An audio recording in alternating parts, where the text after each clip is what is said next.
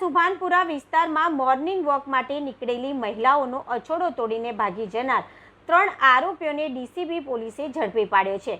ક્ષમતાના ધનલક્ષ્મી કોમ્પ્લેક્સમાં રહેતા રુચિતાબેન અયનભાઈ પટેલ ગત તારીખ 13 મેના રોજ વહેલી સવારે ચાલવા નીકળ્યા હતા, ત્યારે સુભાનપુરા હાઈટેન્શન રોડથી આગળ નૂતન વિદ્યાલય પાસે માસ્ક પહેરેલ એક યુવકે તેઓની પીછો કર્યો હતો। જય યોગેશ્વર સોસાયટી એક પાસે લૂંટારુઓ તેમનો અછોડો તોડીને ભાગ્યા હતા।